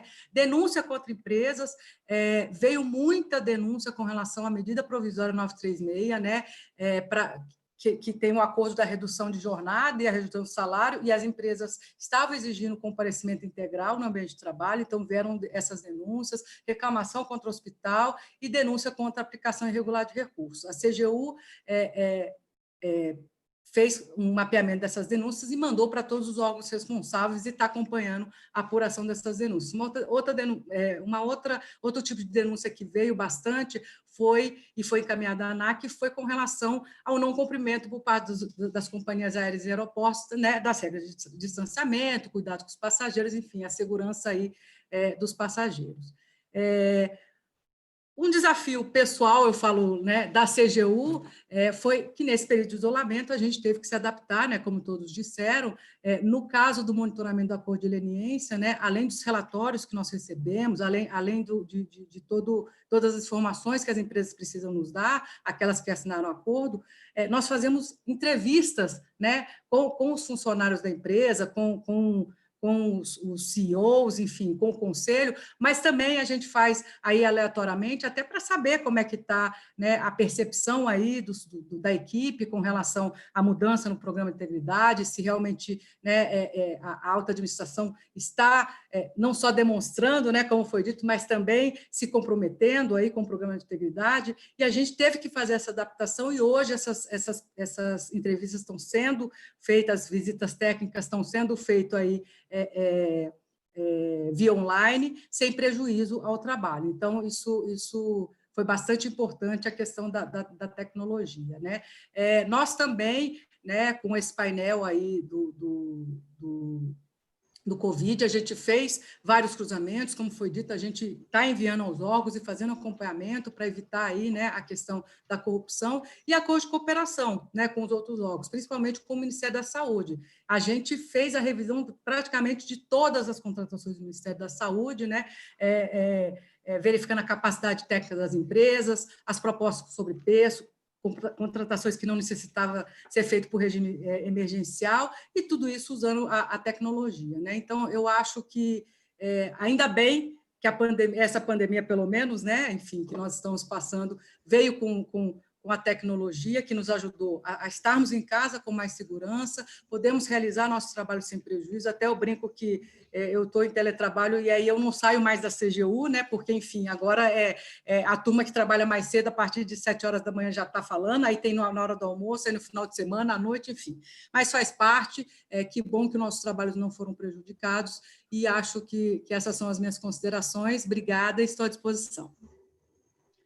Muito obrigada. Alexandre, por favor, Lembrando do nosso tempo, eu vou mandar uma mensagenzinha em privado no chat, quando tiver faltando 3 minutinhos, a organização puxou nossas orelhas aqui, em atenção à duração do evento. Então, apesar de estarmos muito ansiosos e queremos muito ouvir vocês, a gente precisa ter esse cuidado, tá bom? Então, só fiquem de olho no chat que eu vou mandar um joinha lá quando tiver faltando 3 minutos, tá bem? Obrigada. Doutor, tá com o senhor. Perfeito, Amanda, pode deixar aqui, porque esse tema, assim, eu acho que, né, se teve um ponto positivo em tudo isso para o compliance, foi a aceleração da adoção da tecnologia. E isso, quando eu ouço aí a doutora Paula, a doutora Cláudia falando, assim, uma das ferramentas é exatamente isso. Como é que você vai cumprir aquelas orientações, os guias da CGU, do Instituto Ethos, como que as empresas vão fazer? Porque você está com redução de custo, você teve desligamento de profissionais da governança, como você vai fazer isso? Então, é através da tecnologia. E listando aí dentro de um programa de compliance e de integridade, por exemplo, tem um ponto aqui que muitas vezes a gente vê nas empresas, tanto aquelas que têm uma cultura mais madura do compliance, como aquelas que estão implantando, você ainda vê muita dúvida das áreas de negócio. Então, eles entram em contato com a área de compliance, perguntando, eu posso aceitar esse brinde? Eu posso oferecer esse tipo de benefício? Eu posso pagar um almoço? E isso toma tempo. Aí, imaginem no cenário em que a empresa está enxuta, tem poucos funcionários, eles se sobrecarregaram, porque a empresa continua funcionando com todos os seus pilares dentro de um adequado programa de compliance. Então, a gente vem com algumas tecnologias. As empresas estão adotando, por exemplo, um chatbot aliado à inteligência artificial. Isso não é nada novo, né? Pega a Amazon, ela tem lá a Alexa, o Bradesco, a Magazine Luiza, tem a Magalu, que é o quê? É um robô atrelado à inteligência artificial para tirar dúvida. Mas o que a gente está vendo agora é essa adoção para a área de compliance. Ou seja, eu tenho uma dúvida, eu acesso rapidamente um chat por celular ali e eu interajo já para tirar esse... eu quero saber, eu ganhei uma caneta aqui, eu posso aceitar? E lá o chatbot já se encarrega. E mais que isso, por trás tem uma inteligência artificial que ele começa a verificar algum tipo de informação. O dado, ele é totalmente, né? Então, isso daqui também precisa... os que a gente está trabalhando agora, apoiando as empresas, eles já estão adequados à LGPD, a Lei de Privacidade de Dados, porque também a gente não pode, por mais que isso daqui seja uma ferramenta fantástica para você fazer estatística, você tem que ter o cuidado de não coletar dados da pessoa. Mas ele consegue te trazer alguns dados sobre assuntos que estão sendo perguntados. Então, a dúvida é em relação a brindes. Tá bom, eu posso aceitar brinde? Isso quer dizer o quê? E também, assim, você consegue falar, olha, isso está vindo lá do Rio Grande do Sul, mais perguntas do Rio Grande do Sul, de outro país, porque também a ideia é isso está permeando, né? Alguns começaram no Brasil, outros vieram de fora, mas você começa a ter uma amarração de toda essa tecnologia para trazer mais benefícios do que economizar o tempo dos profissionais de compliance em respondendo perguntas que está na política, porque muitas pessoas aí não, sabe, está na política, está lá no procedimento, mas as pessoas não leem. Elas preferem ligar e perguntar. Então, o chatbot já economiza isso. E ele também gera estatística. Então, se você tem uma determinada área, um determinado assunto de uma determinada localidade, você consegue priorizar os seus treinamentos.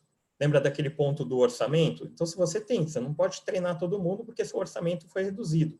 Então, você começa a aliar a tecnologia para direcionar onde você deve aplicar. E isso está sendo feito com muito benefício. É claro que, assim, o chatbot ele não vai responder tudo, mas você já filtra grandes partes. Eu ainda não tenho uma estatística para falar assim, o quanto que reduziu. A gente ainda é muito esporádico, depende de cada empresa que está utilizando.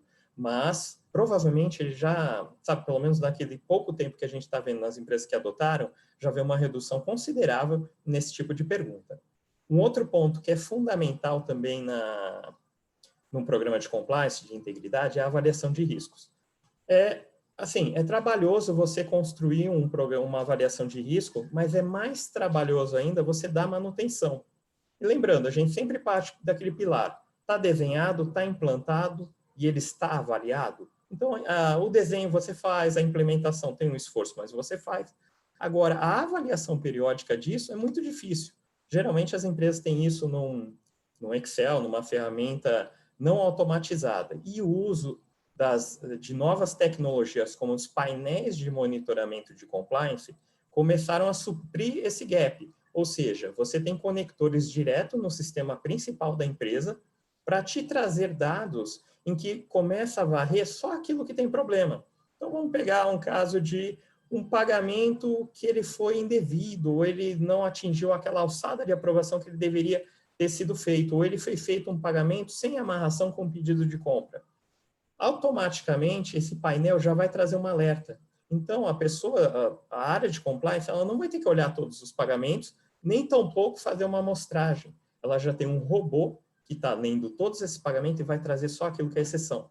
Não necessariamente isso é uma fraude, mas ele já é um indicativo que não seguiu as alçadas corretas. Pode ter N razões, mas aí você já filtra e vai direto. Então, assim, o profissional de compliance, ele está se especializando e se tornando, fugindo um pouco dessa parte operacional, tanto que eu sempre, nas empresas, eu recomendo que se você tem muita atividade operacional repetitiva na sua área de compliance, é o momento de parar e repensar, porque talvez você poderia adotar uma tecnologia que vai liberar seus funcionários para realmente tratar aquilo que é mais crítico.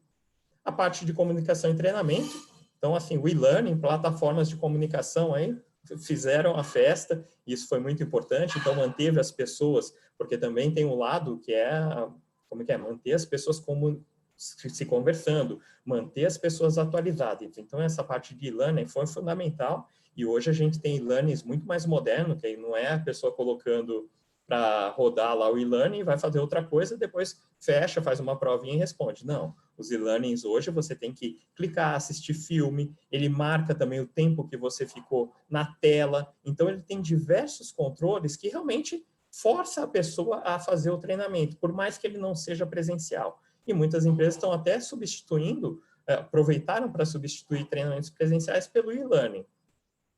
Um outro ponto, canal de denúncias. E aí eu faço um link aí com a doutora Cláudia, que hoje, na hora que faz, na verdade, assim, não é canal de denúncias, gestão de terceiros, desculpa. Na parte de gestão de terceiros, hoje as empresas já colocaram robôs para fazer comunicação. Então, ele vai lá numa API que acessa o portal da transparência e vai lá e verifica se aquela empresa tem alguma pendência. E também faz isso com a API de outras fontes de informação. API é um termo mais técnico, mas é só uma base de dados onde a ferramenta vai automaticamente e coleta essa informação. Pense no Google. No Google, se a gente entrar e começar a fazer consulta, ele vai te devolver com aquele caractere para você se identificar e falar, não sou um robô. Então, por isso que você precisa ter uma API para acessar diretamente a base de dados. Então, aqui também, hoje, eu já vi empresas que tinham mais de 10 pessoas só para fazer due diligence de fornecedores de terceiros. E hoje, simplesmente tratam as exceções. Surgiu uma exceção que precisa ser tratada, então aí realmente a área de compliance vai tratar a exceção. Toda a parte operacional de fazer consulta, hoje já tem ferramentas e robôs que fazem isso de uma forma muito boa. Canal de denúncia, que eu tinha comentado também, também automatizado, e mais do que automatizado, é trazendo histórico, para falar o seguinte, ajudando. Antes, você precisava fazer muita consulta. Deixa eu ver, teve uma aplicação de gestão de conta e sequência para esse profissional? Deixa eu consultar para ver se foi a mesma que eu apliquei há um tempo atrás. Então, você tinha muita consulta manual. Hoje já não, a ferramenta já te traz um histórico e já te dá uma sugestão. Fala, olha, esse daqui fez um determinado não compliance aqui na sua atividade.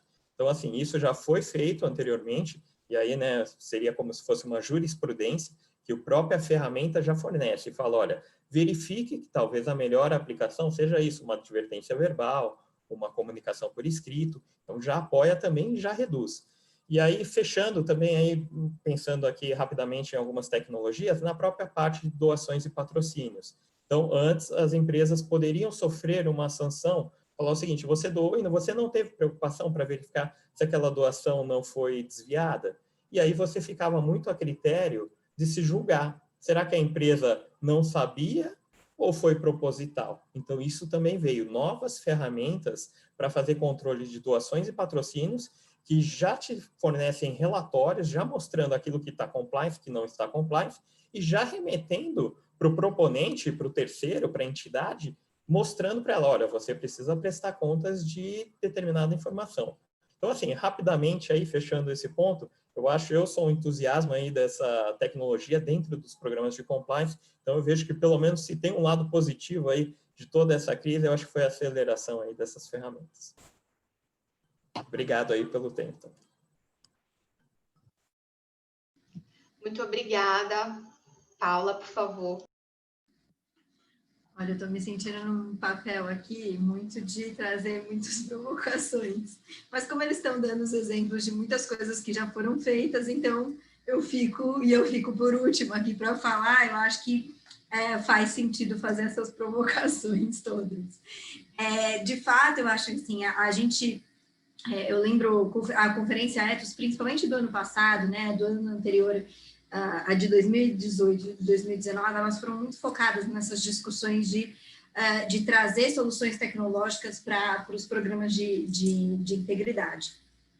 E aí você tem, por exemplo, várias ferramentas, acho que esses exemplos que o Alexandre e a Cláudia trazem, eles estão não só no poder no setor privado, como no setor público. Você tem, por exemplo, sistemas que o Tribunal de Contas utiliza para fazer verificações com relação às contratações, o Ministério Público também utiliza e tudo mais. Assim, e aí eu acho que essa é uma questão de que as empresas, elas de fato estão avançando com relação a isso. Eu lembro nas primeiras conversas que quando a gente começava a consultar algumas empresas para saber que elas tinham, de fato, implementado em termos mais, utilizando esses conceitos de inteligência artificial, eram poucas, e hoje em dia a gente vê mais soluções sendo colocadas.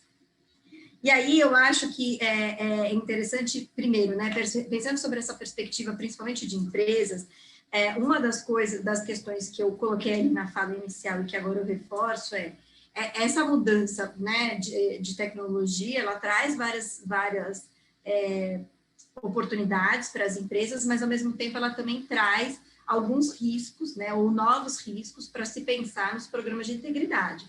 Então, por exemplo, a quantidade de reuniões online que estão sendo feitas, a possibilidade de utilizar seus aparelhos pessoais ou profissionais para vários tipos de interação e etc.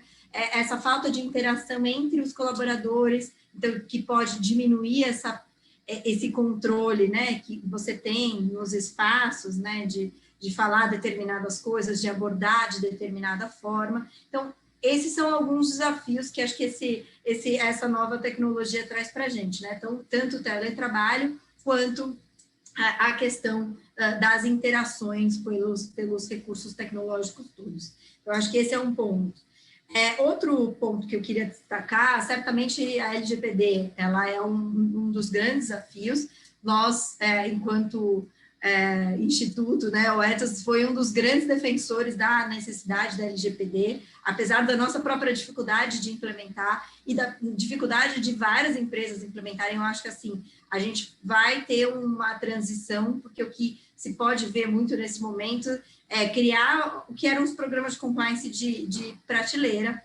Então, isso, de alguma forma, vai ser replicado na própria LGPD, na forma como as empresas vão responder, né, ou tentar implementar as políticas iniciais. Então, é um desafio para a gente trabalhar com relação a isso, de entender, de fato, qual que é o objeto da lei e de como que ela pode ser melhor implementada. E eu acho que, além disso, a gente, de fato, com as discussões de tecnologia, faço até aqui um convite, porque esse ano a conferência Ethos, ela foi virtual também, né, e foi de julho até agora dezembro, ela ainda tem mais duas quintas-feiras pela frente, foi semanal, e durante vários momentos a gente faz discussões sobre questões de tecnologia.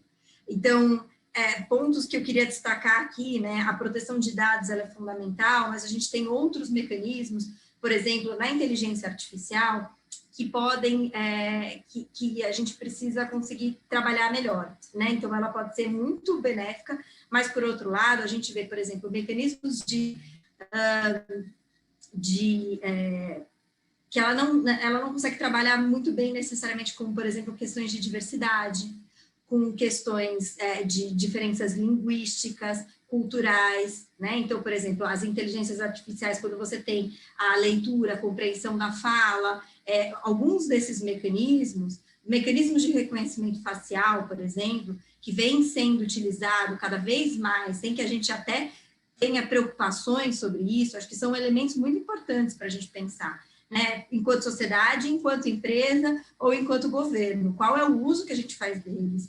Qual é o uso que a gente está se submetendo? Quais são os riscos previstos, né? Então, por exemplo, mecanismos de vigilância de segurança pública que acabam fazendo reconhecimento facial, tem vários estudos já comprovados de que ele tende a errar muito mais, né, na perspectiva de pessoas negras.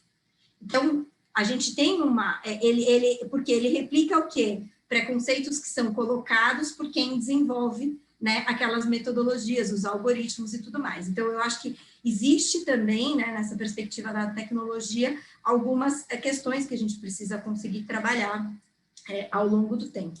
Além do que, essa própria questão da vigilância, né, por exemplo, que a gente viu uma das questões de controle durante a pandemia, por exemplo, que alguns países adotaram, e o Brasil cogitou adotar e adotou em certa medida, né, que eram os controles de deslocamento de pessoas ou controles de reconhecimento facial das pessoas que estavam infectadas ou não. Enfim, tiveram países que foram do modelo mais restrito e invasivo, né, até os menos. Claro que a gente sabe que isso pode favorecer, em alguns casos, o controle da própria pandemia, ou da expansão do vírus, mas, por outro lado, isso colocou algumas questões sobre as liberdades individuais, e eu acho que esse é um ponto fundamental também para a gente refletir com relação à tecnologia, né? E aí, obviamente, a desinformação, que é um ponto que a gente vem falando, né? A Cláudia comentou, de fato, quanto mais transparência, a gente espera ter uma menor desinformação, mas, no entanto, com certeza, todos esses mecanismos que a gente tem de tecnologia, eles têm até dificultado a própria obtenção da informação mais concreta, porque como você consegue obter informações em diferentes fontes, isso tem gerado uma dificuldade da gente conseguir colocar, de fato, canais efetivos, né? Então, por exemplo, com relação à própria pandemia, o Ministério da Saúde, a própria OMS, ela falou muito sobre a tal da infodemia, porque foi um dos grandes problemas, né, no enfrentamento da pandemia, era a quantidade de desinformação relacionada ao combate, às medidas de precaução, de prevenção e etc. Então, eu acho que esse também é um elemento muito importante para a gente pensar. Não, e aí, de novo, a provocação, né, é na relação do poder público com a sociedade, e das próprias empresas com a sociedade. Então, como é que as empresas conseguem, de fato, passar tudo aquilo que elas estão fazendo, realizando, ou a gente vê uma quantidade enorme de informações transitando pelo WhatsApp, assim, apontando o dedo, né, para pessoas, e isso, no final das contas, quais são os caminhos que a gente tem? Então, eu acho que são alguns desafios que a gente ainda também vive.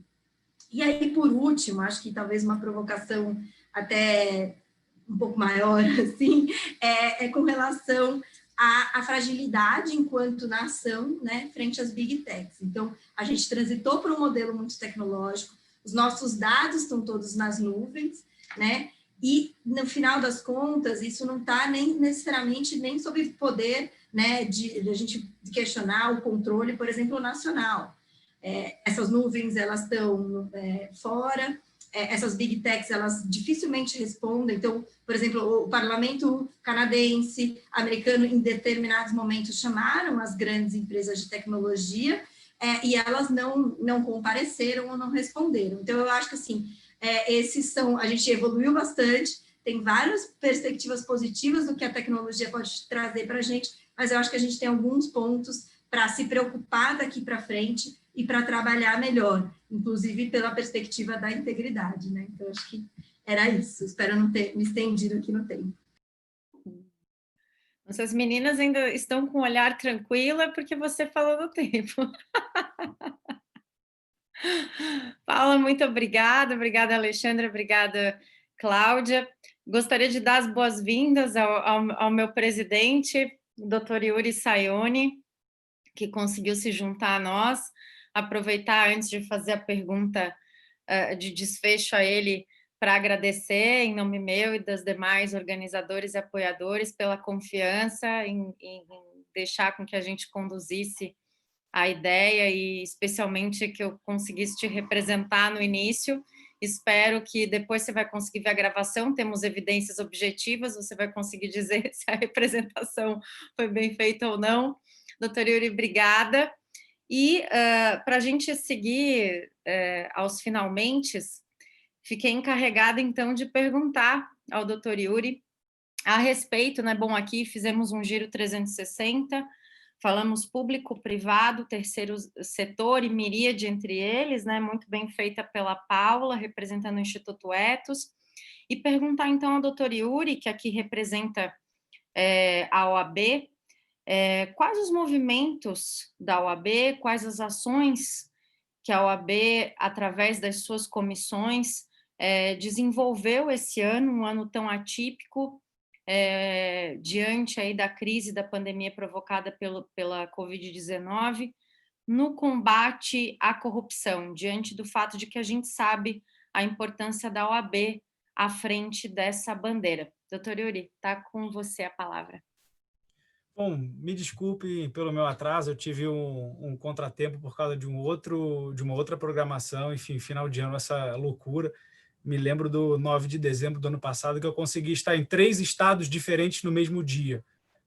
Então, assim, essa correria, eu peço desculpas a todos, mas eu tenho certeza que eu fui muito bem representado. Roberta, na verdade, Robertas, né? São uma dupla incrível, grandes organizadoras, e aqui eu sou coadjuvante de vocês, da Amandinha, da Rogéria, e sempre agradecendo a Cláudia mais uma vez encontrá-la. Paula, muito prazer, Alexandre, muito prazer, Fabrício, enfim, uma felicidade poder dividir com vocês esse tempo.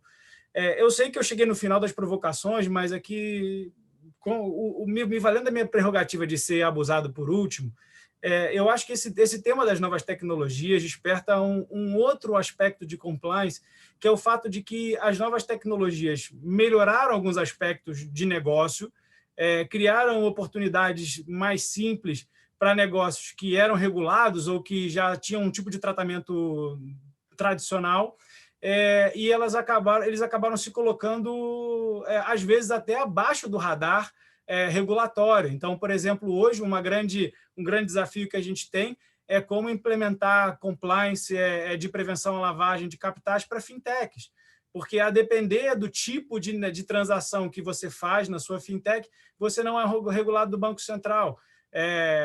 Os marketplaces surgiram com outra dificuldade. Então, assim, os correios já acabam sendo o filtro, né, de pegar problemas e tal, mas o marketplace permite que uma pessoa entregue para outra. Então, às vezes, eu posso ter ali transações ilícitas sendo conduzidas num ambiente totalmente legítimo. Então, acho que as dificuldades de compliance dentro que as novas tecnologias trouxeram, até pela dificuldade da gente entender e organizar esses novos negócios, também se somam aos problemas que a Paula colocou muito bem, que eu prestei bem atenção.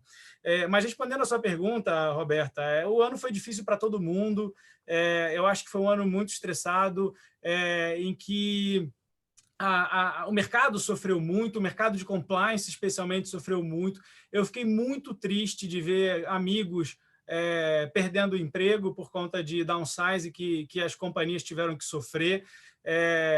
Isso é muito triste, porque não só por aquelas pessoas que perderam um trabalho que era muito merecido, mas no fim do dia a compliance acabou se colocando na posição de back-office, que ainda é reconhecido em muitos casos, né? Até a CGU acabou avisando o pessoal para dizer o seguinte: olha, quer cortar pessoal, corta, mas corta proporcional, que se ficar cortando só lá na parte mais fraca, vocês vão se ver com a gente, né?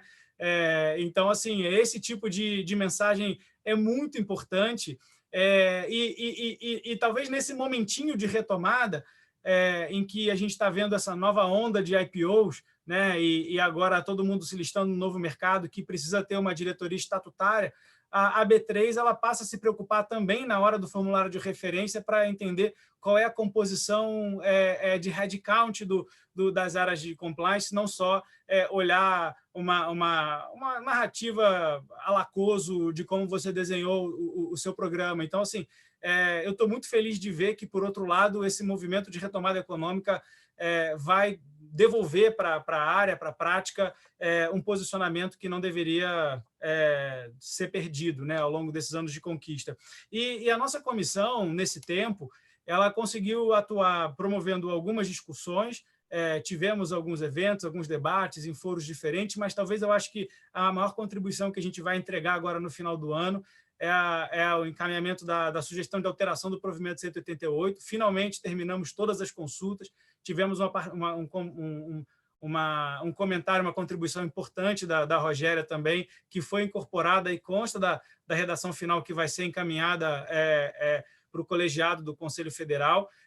Tivemos várias entidades participando, o Instituto Compliance Rio, IBRAC e outras comissões da OAB. Então, eu acho que é importante no momento em que a prática também passa por um escrutínio do Conselho Federal, aí não falando em primeira pessoa, não falando em nome do nosso grupo, mas falando em nome de quem, de fato, representa a OAB, que é o seu colegiado, né, que é o seu Conselho Federal, em que passa a olhar com preocupação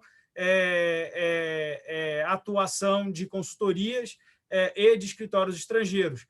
Acho que aqui não tem resposta pronta, resposta definitiva. Eu acho que a gente precisa aproveitar essa oportunidade, inclusive, para discutir qual é a natureza do trabalho, né? Então, acho que a gente pode propor ao Conselho Federal para o próximo ano contribuir com a discussão quanto à natureza para entender esses limites, né? Se há vedação ou não em certas situações para atuação de consultorias e estrangeiros. Eu acho que a pluralidade de participantes do mercado é super salutar, agrega muitas expertises e de fato, os problemas eles não são simplesmente interpretações legais, aspectos de análise de riscos legais, demanda muitas outras análises, né? Mas eu acho que é importante, no lado da advocacia, a gente ter essa regulação do papel dos advogados, sociedades de advogados no trabalho de investigação. Eu acho que isso não engessa, eu acho que isso dá conforto para quem faz o trabalho, eu acho que reforça a prerrogativa. Infelizmente, eu tomei conhecimento de casos de colegas muito competentes que se viram investigados pela Polícia Federal em conexão com seus clientes porque eles participaram de investigação interna. Veja, eu não estou falando do advogado que fez a operação e foi investigado por eventualmente prestar auxílio num fato irregular do cliente. Eu não estou falando disso. Eu estou falando do advogado contratado para fazer uma investigação interna defensiva e a Polícia Federal querer buscar o indiciamento do colega por obstrução da justiça. Isso é um completo absurdo, isso é inadmissível, né? Então, assim, eu estava falando ainda há pouco... O Estado ele cria situações, ele cria incentivos ou, às vezes, determinações para que as empresas possam ter seus programas, mas, no fim do dia, ele não harmoniza, né? Você não encontra uma parcela de desconto razoável no caso de cooperação espontânea. Eu até estive discutindo isso com o ministro Wagner, uma vez no gabinete dele, quando fazia uma visita institucional. Eu falei, ministro, a gente precisa melhorar a recompensa da empresa que faz o self-disclose. Eu acho que isso é fundamental. Isso vai colocar a gente dentro de um patamar parecido com o que acontece nos Estados Unidos, em que o nível de cooperação é um dos grandes drives do cálculo da multa. Então, acho que assim, são situações que a gente precisa, enfim, insistir e continuar contribuindo com essas pautas. Eu acho que são ótimas pautas para a gente seguir em 2021. Eu acho que a gente fecha o ano com chave de ouro, com essa contribuição, que eu espero que seja votada ainda no ano que vem e a gente participe de um grande debate. E também mencionar aí não a atuação direta da nossa comissão, mas em parceria com as comissões seccionais, naqueles estados que tiveram processos legislativos para aprovar leis que impõem o programa de compliance como cláusula de contrato. Aqui vai uma menção direta e expressa para a queridíssima Clarissa de Pernambuco. Fizemos um trabalho muito legal, a gente conseguiu construir lapidar alguns conceitos que eu acho que estavam meio fora dos quadros, e aí, localmente, a gente vem fazendo monitoramento das legislações, das discussões. Então, a Comissão Federal, sem imiscuir na competência das comissões estaduais, vem trabalhando em apoio e também, vamos chamar assim, gerando essa inteligência conjunta, esse compartilhamento de experiências, porque eu estava brincando com o pessoal que carioca é que nem piscina gelada, né? O Rio lançou a ideia, nunca regulamentou, todo mundo copiou e aí agora ele não sabe o que faz, porque a lei é tão ruim. Tem uma explicação histórica que na época não tinha uma estrutura administrativa como tem hoje para fazer ela funcionar, né? Mas até hoje a gente está tentando regulamentar. A gente participou da audiência pública de regulamentação. Lamentavelmente, o querido Bernardo acabou saindo do governo do Estado, deixou de ser o controlador-geral, e a gente está torcendo para ver se o Rio consegue emendar e voltar a ter o protagonismo e fazer uma regulamentação melhor do que a que existe hoje nos Estados Irmãos. Então, acho que assim, queria agradecer muito, muito, muito, muito mesmo o empenho de todos vocês, o apoio da Rogéria, das meninas da comissão, Robertinha Acras. Eu sou muito feliz de tê-los como amigos e como parceiros. Dizer que, apesar de tudo, achei que esse ano foi muito bom para a nossa prática. Assim, temas de doação foi um tema super sensível e demandou muito dos profissionais a construção de caminhos seguros para que as empresas fossem chamadas à responsabilidade e pudessem contribuir com a sua parcela do desenvolvimento. Enfim, eu acho que a gente tem coisas boas para falar de 2020 e 2021 vai ser ainda mais desafiador, mas se tudo der certo, com o nosso provimento aprovado e a gente tentando buscar alguma outra grande pauta para o desenvolvimento do compliance a nível nacional. Obrigada, doutor Yuri. Devolvo a palavra para a doutora Roberta. Obrigada, doutor Yuri. Bem-vindo e obrigada. Muito bom te rever, né? Eu falo que é um momento de reencontro de todos nós também, né? A gente passa o ano inteiro trabalhando e nesses momentos a gente consegue ver a carinha de todo mundo e se reencontra. Muito bem-vindo de volta, Fabrício da Mota. E aí, acho que a gente vai fechar com chave de ouro. Se você conseguir falar em 5 minutos, dar uma visão 360 de privacidade das agências e da nova agência, né, a ANPD. E aí eu deixo a palavra com você, só que a gente vai ter 5 minutos mesmo, e eu peço desculpas com isso. Obrigada a todos. Tudo bem. Eu que agradeço, peço desculpas aqui a todos pela dificuldade que eu tive aqui, mas como eu estava falando para a Roberta, eu estou com uma filha pequena, recém-nascida, então todo evento que acontece à noite tem aí alta probabilidade de problemas. Então, fui lá, contornei e voltei.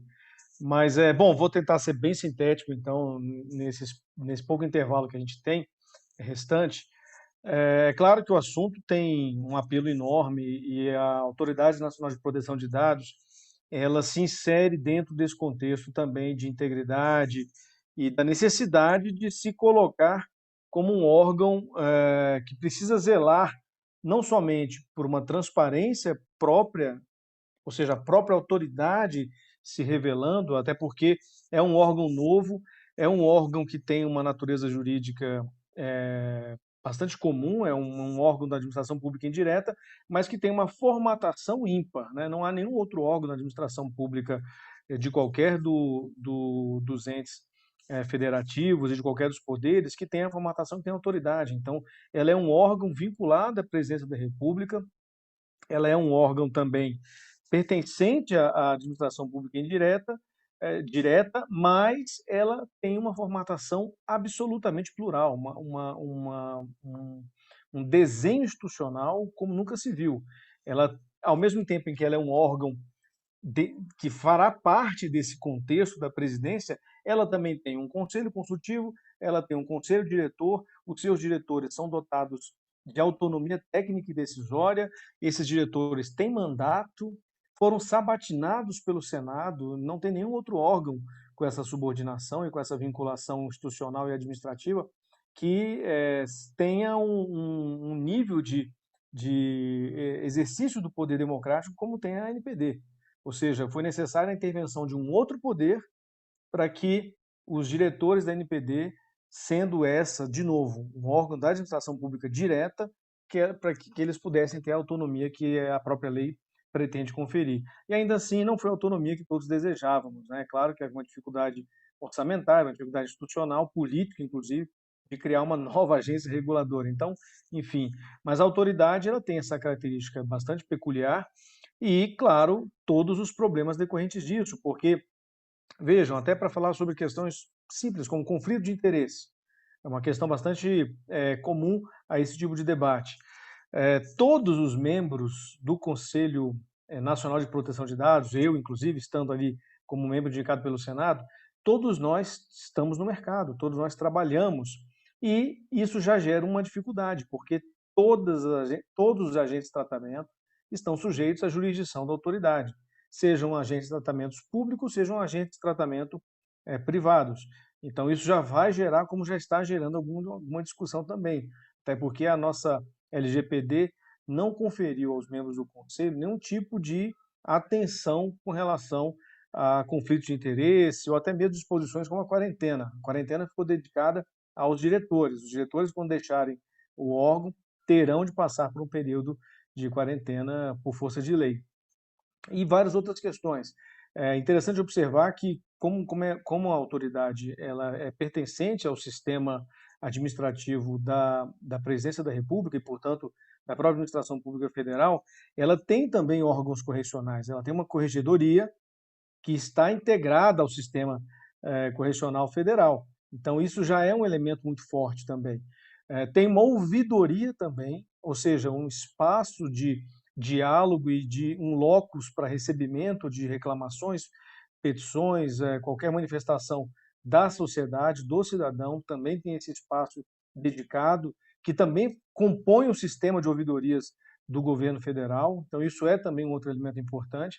A LGPD dotou o presidente da República instrumentos legais para afastar os diretores em caso haja alguma suspeita de sua atuação. Isso também está admitido na LGPD, e não somente isso, também há possibilidade de instauração das sindicâncias, através da constituição de comissões especiais formadas por servidores públicos estáveis.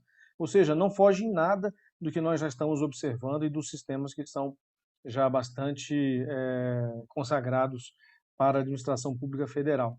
Então, teremos realmente uma entidade ímpar com desafios próprios e sujeita a todo tipo de controle interno e controle externo também. E, claro, sem falar que temos sempre o tradicional controle do Ministério Público Federal.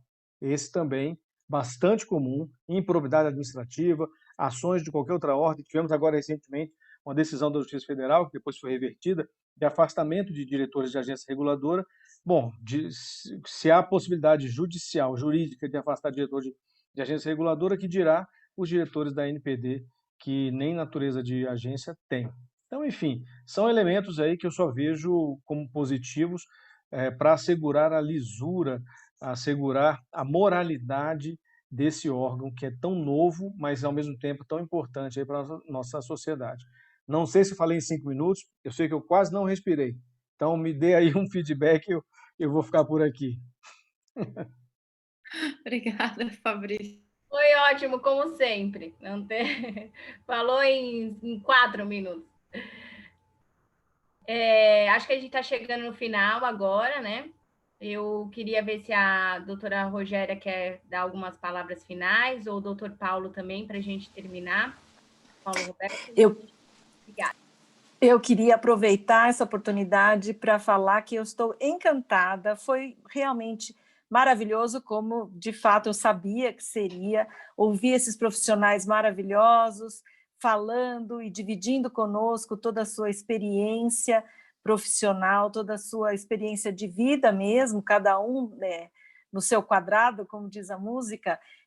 Realmente foi muito enriquecedor. Eu acho que esse evento marca a história, sim, não só por reunir comissões do Brasil todo de compliance, mas também por fazer essa abordagem única, que eu realmente confesso que nunca vi em eventos dos quais eu participo, que é trazer uma pessoa de cada um dos segmentos da sociedade para a gente poder discutir de uma maneira muito ampla e global. Então, fica aqui o meu cumprimento pela escolha do tema e também por fazer esse mix de players de mercado e gente que trabalha com compliance, que foi extremamente enriquecedor. Então, muito obrigada, uma noite muito agradável, aprendi muito e muito feliz de fazer parte aqui com vocês.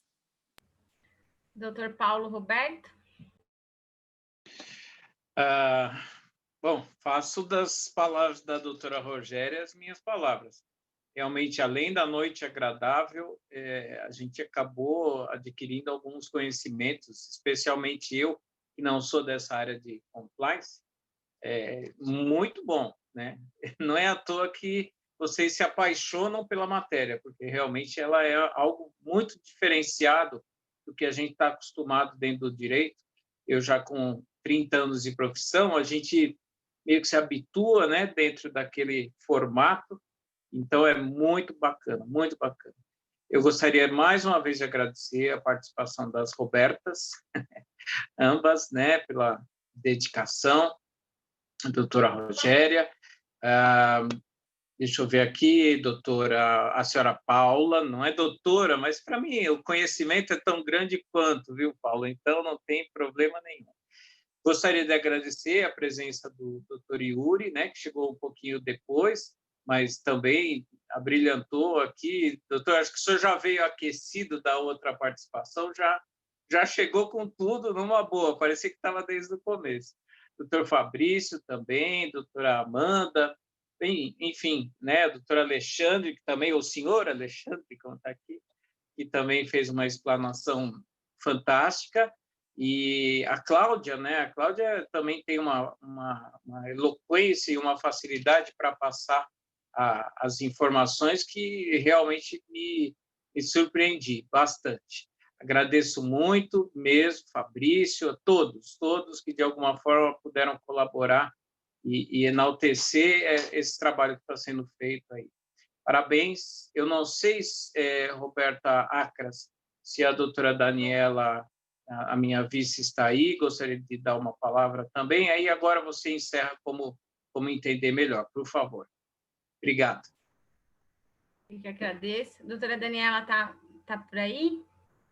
Acho que ela não está.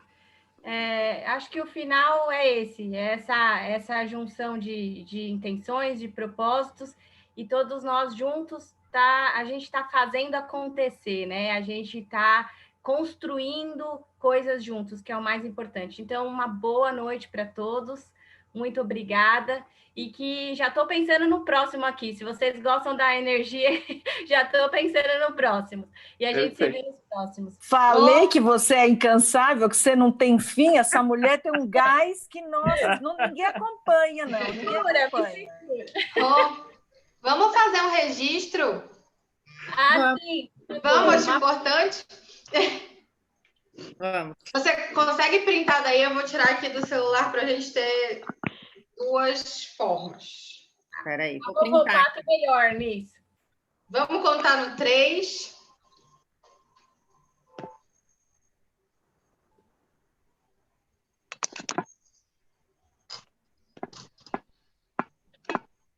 Eu não sei se era para printar, mas eu printei. Não errou porque ela não falou para todo mundo falar égua na hora que ela tirar a foto. É verdade, foi uma falha minha. Égua. E não vai dar tempo. E assim, ainda vai começar a pessoa a sair, não vai rolar revisão eficaz, tipo. Isso mesmo. Eu printei aqui, Roberto, depois eu faço. Eu vou mandar também, aí todos vão receber. Obrigada. Está sendo gravado, viu, pessoal? Que bom, que bom. Eu queria agradecer a outra doutora Daniela lá também, né? Que ela está aí presente, representando também a região dela. Obrigado, Roberta. Eu que agradeço a todos vocês. Obrigada, gente. Um abraço. Boa noite. Obrigada, prazer. Obrigado, tchau, Yuri. Tchau, muito obrigada. Boa noite. Prazer. Tchau. Boa noite a todos. Obrigado. Obrigado, Elza. Obrigada, boa noite. Rô, tá bem?